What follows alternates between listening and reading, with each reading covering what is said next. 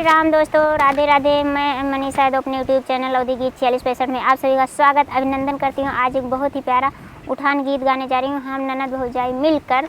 और हमारी भाभी जी बहुत दिन बाद आज आई हैं। प्लीज़ आप लोग से रिक्वेस्ट है, फुल सपोर्ट करना, बहुत भर भर के प्यार दुलार आशीर्वाद देना, हमारा सपोर्ट करना और गीत को फुल वॉच करके सुनना। ललन के जन्मदिन राजा बड़ा निक लागे, ललन जन्मदिन राजा बड़ा निक लागे।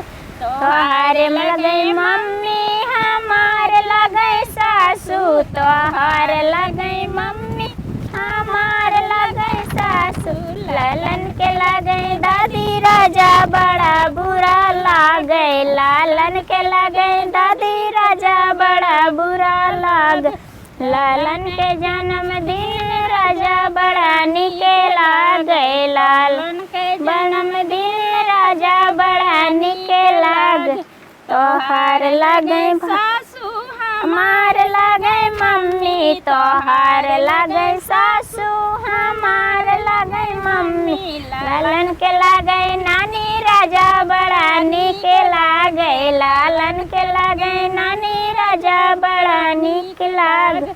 लालन जन्मदिन राजा बड़ा निक लागे, लालन जन्मदिन राजा बड़ा निक लागे।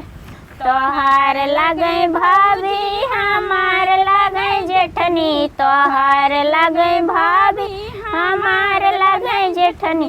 लालन के लगे मम्मी राजा बड़ा बुरा लागे, लालन के लगे मम्मी राजा बड़ा बुरा लागे।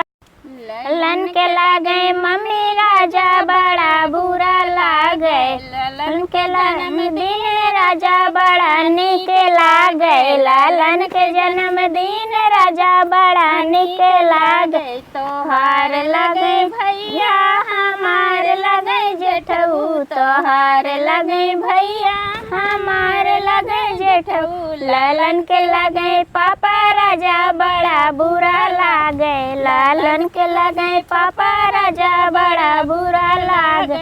लालन के जन्मदिन राजा बड़ा निक लागे, लालन के जन्मदिन राजा बड़ा निक लागे।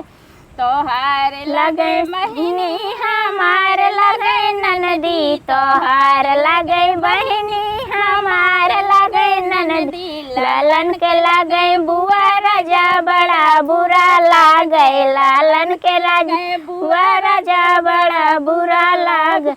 लालन के जन्मदिन राजा बड़ा निक लागे, लालन के जन्मदिन राजा बड़ा निक लागे।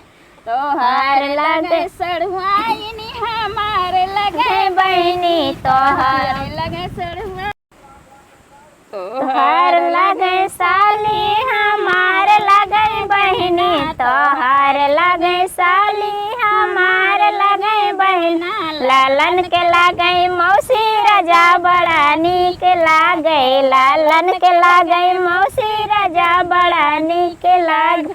लालन के जन्मदिन राजा बड़ा निक लागे, लालन के जन्मदिन राजा बड़ा निक लागे। तोहार लगे भाई तोहार लगे साड़ू हमार लगे बनैया, तोहार लगे साड़ू हमार लगे बनैया। लालन के लगे मौसा राजा बड़ा निक लागे, लालन के लगे मौसा राजा बड़ा निक लागे। लालन के जन्मदिन राजा बड़ा निक लागे। जय श्री राम गीत जैसा लगे सर।